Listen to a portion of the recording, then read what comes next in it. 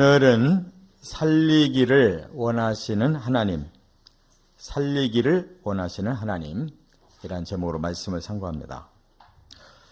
하나님께서 지금 유다 백성들이 포로 생활을 이제 시작했는데 고국은 완전히 멸망을 했고 그들의 마음이 얼마나 낙심이 되겠어요.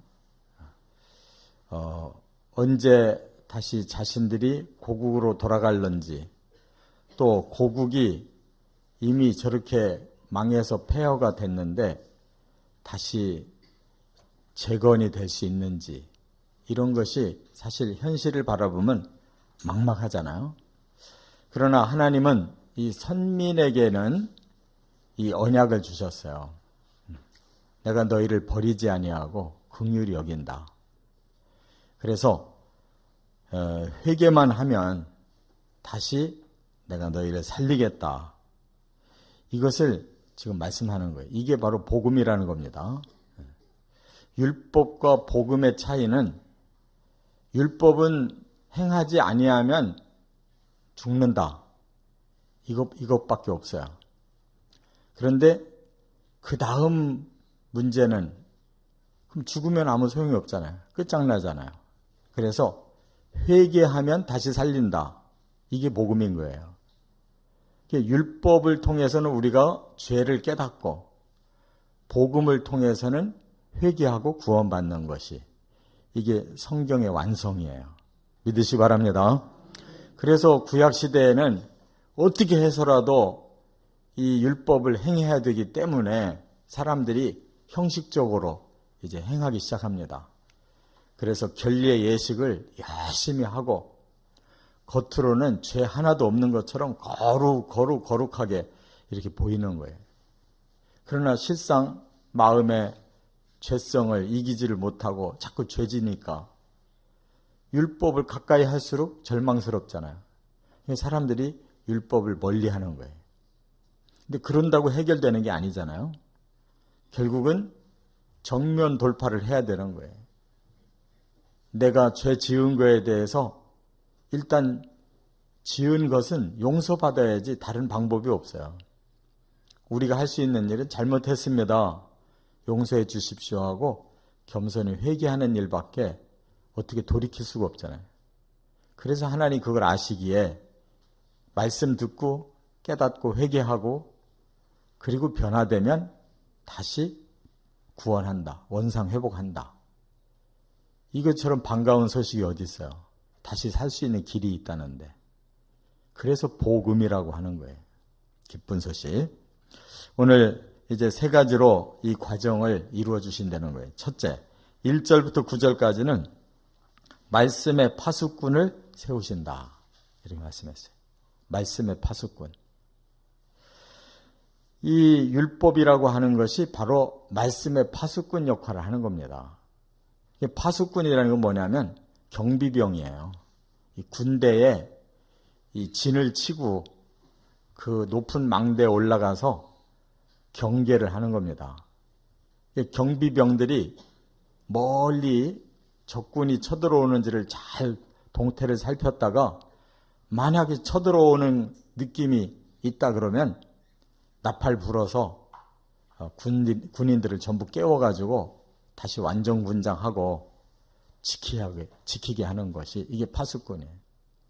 보초. 이 보초가 예를 들어 잠을 자고 있다 그러면 끝장나는 거예요. 그래서 하나님이 에스겔에게 이 포로 생활을 하고 있는 선민을 위해서 네가 파수꾼이다.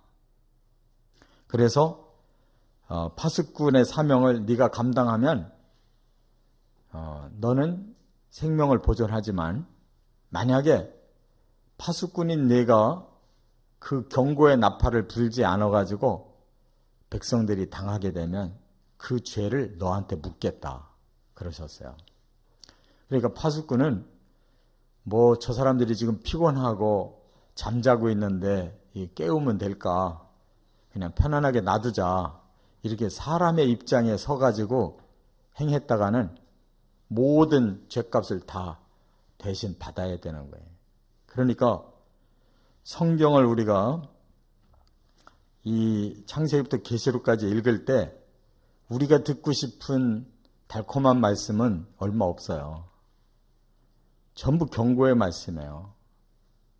그런데 그런 분들이 있어요. 아유, 목사님, 좀 교회 와서 예배 드리고 말씀 들으면 좀 위로받고, 그래도 우리가 이렇게 하나님이 사랑하시고 축복하시고 이렇게 해주시는구나, 이걸 느끼고 싶은데, 아니 왜 이렇게 목사님 말씀을 전하면 이렇게 딱딱하고 그냥 경고를 맨날 하고 그 말씀을 좀 아주 편안하게 할 수 없습니까? 이런 분들이 있거든요. 그러고 싶죠. 그런데 성경을 연속으로 쭉 하는 목사님들은 그럴 수가 없어요. 골라서 하는 목사님들은 그게 가능해요. 성경에 그런 구절들만 쭉 골라서 하면 매일 축복을 전하고 매일 위로를 전하고 하나님이 매일 다 용서하고 없던 일로 한다는 말씀만 전할 수 있는데, 연속으로 말씀을 전할 때는 그럴 수가 없어요. 그만큼 성경에는 경고를 말씀하고 있지 축복이나 위로와 그런 사람들이 듣기에 좋은 말만 한 곳이 별로 없어요.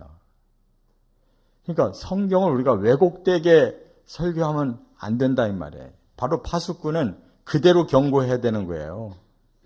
그렇지 않으면 하나님 앞에 가서 평생 잘못 설교한 거에 대해서 그 죄값을 묻는 거예요, 하나님이. 그래서 목사들은 정신을 차리고 성경 그대로를 전하고 하나님 앞에 가서 서야 파수꾼 사명을 하고 온 거지, 성도들을 계속 편안하게 위로해주고 축복해주고 잘 될 거야, 뭐가 어떨 거야 하고 계속 귀에 듣기 좋은 말만 해주고 갔다면 그 사람은 큰일 나는 거예요. 깨달으시기 바랍니다. 우리가 성경을 듣고 말씀 생활을 하려면 경고로 들어야 되는 거예요. 그게 올바른 설교고 올바른 신자의 태도예요. 그렇기 때문에 저는 평생을 강해 설교를 했는데, 강해 설교라는 건 성경 그대로를 잘 요약해서 깨닫기 좋게 정리만 한 거지 내용을 어떻게 수정할 수가 없어요. 그렇기 때문에 오늘 본문에 분명히 하나님은 에스겔에게 나는 너를 파수꾼으로 세웠는데, 파수꾼의 사명은 칼이 임함을 보면 나팔을 불어서 백성에게 경고해라. 듣고도 정신 차리지 아니하는 자는 그 피가 자기의 머리로 돌아간다. 그러나 파수꾼이 나팔을 불지 않아서 백성들이 당했다면 그 죄는 파수꾼의 손에서 묻겠다. 이렇게 말씀했어요. 그렇기 때문에 우리가 경고를 해야 되고 경고를 바르게 알아듣고 정신 차려서 그 경고를 대비하는 것이 이게 사는 길임을 믿으시 바랍니다. 두 번째, 10절부터 16절에 보면 돌이켜 죄를 회개하면 살리신다. 이게 복음이에요. 예수님이 공생에 딱 시작하실 때 회개하라, 천국이 가까웠느니라. 바로 요 말씀이잖아요. 회개하면 살려준다는, 이 천국이라는 말은 우리가 구원받아서 영원히 사는 곳을 말하잖아요. 회개하면 살린다는 거예요. 그래서 어떻게 회개해야 되느냐? 이렇게 회개하라는 거예요. 우리의 허물과 죄가 우리를 쇠퇴하게 했다. 우리가 왜 오늘의 이 모양이 됐느냐? 왜 이렇게 포로 생활하고 이렇게 우리가 고통받고 있느냐? 우리 죄와 허물 때문이다. 현실이 잘못되어 있는 걸 보고 그 원인을 우리 죄와 허물에서 찾는 거예요. 이게 올바른 이게 사람의 생각이에요. 그런데 이 마음이 삐뚤어진 사람은 그렇게 생각 안 합니다. 내가 시대를 잘못하고 났다. 또 내가 사람을 잘못 만났다. 내가 재수가 없었다. 뭐 운이 나빴다. 전부 이렇게 다른 데로 돌려요. 자기 잘못은 하나도 없어요. 그런 사람은 구원이 불가능해요. 왜냐하면 하나님 탓하고 남 탓하고 환경 탓하기 때문에. 그러나 내가 오늘날 이렇게 망하고 병들었고 뭐가 앞이 막히고 이렇게 괴롭고 불행하고 이 모든 현실을 볼 때 이거는 내 죄 때문이구나. 내가 쌓아놓은 그 허물 때문이구나 라고 깨닫는다는 거예요. 그러고 내가 이대로 하나님 앞에 서면 어찌 살 수 있을까? 오늘의 문제가 다가 아니에요. 여기 보니까 어찌 살 수 있을까라고 우리 자신의 미래를 한번 생각해 보라는 거예요. 이 땅의 고난이 다라면 그냥 죽으면 그만이죠. 안 되면 자살하면 되는데 이 땅에서 죽는다고 자살한다고 해결되는 게 아니고 하나님 앞에 가서 내가 살 수 있을까? 거기서 심판당하면 영원한 형벌인데 그게 무서운 거잖아요. 그리고 회개하라는 거예요. 돌이키라는 거예요. 내가 잘못 살았구나. 내가 범죄를 저지르며 살았구나 라고 회개하라는 거예요. 그러면 하나님이 맹세하시되 악인이 죽는 걸 기뻐하지 아니하신다 그랬어요. 하나님은 악한 사람도 죽기를 원하지 않으셔요.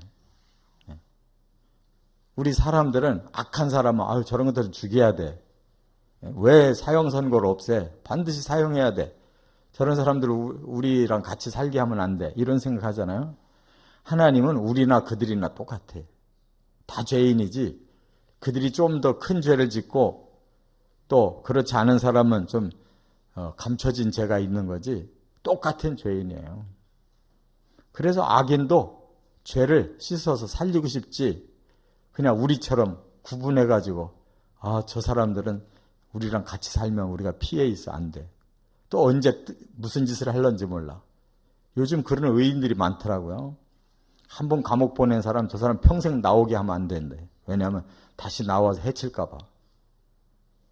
굉장히 자기를 의롭게 여기고 저 사람은 완전히 망친 사람으로 알아요. 하나님은 그렇게 여기지 않는데. 다 똑같은 죄인이에요. 그걸 못 깨닫고 나는 의인이다라고 생각하는 사람이 죄인인 거예요. 왜? 자기 죄를 모르니까 안 씻잖아요. 용서를 구하지 않아요. 그런 사람들은. 평생 자기는 의롭다고 그래요. 근데 하나님 앞에 가서 보면 죄의 경중만 다르지 죄는 똑같은 죄를 지은 거예요. 회개 안 한 자만 죄인으로 남는 거예요.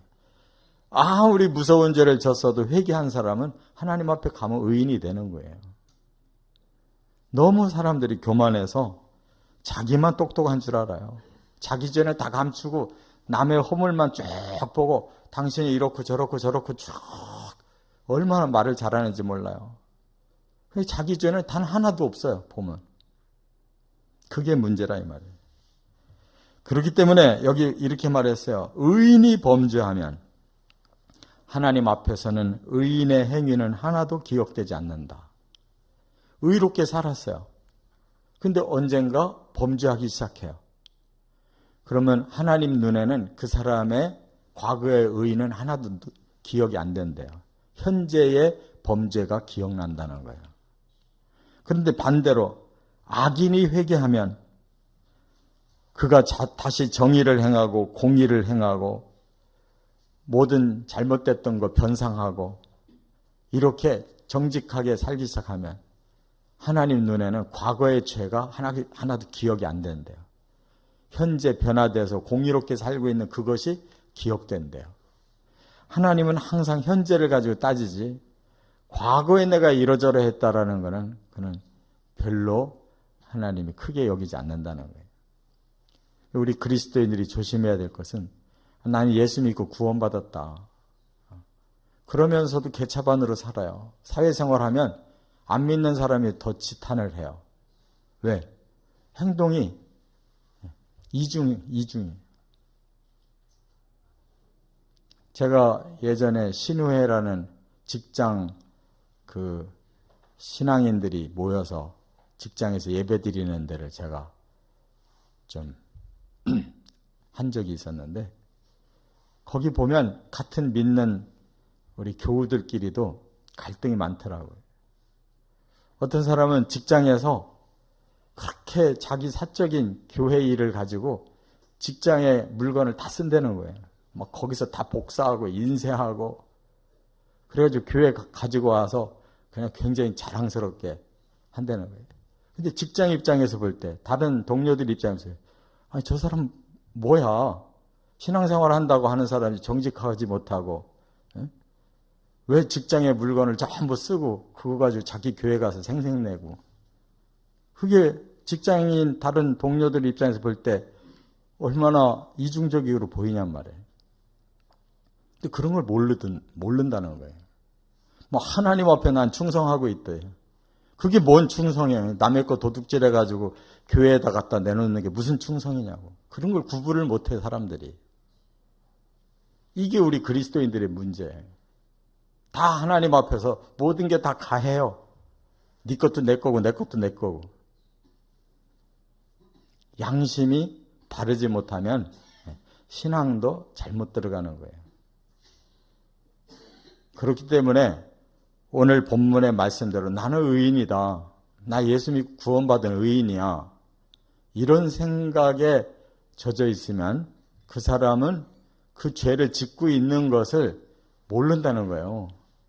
하나님은 그 사람이 의인이었다는 걸 기억하는 게 아니라 현재 죄인인 것을 기억하고 계시다. 그래서 끝으로 세 번째 17절부터 20절 끝까지 거역하는 자는 심판하신다. 아무리 구원하고 싶어도 끝까지 거역하는 자 심판하신대요. 그게 뭐가 거역이냐? 여기 보니까 주의 길이 바르지 아니하다 하는 자. 실상은 그들의 길이 바르지 않은 것이다. 하나님이 틀렸대요.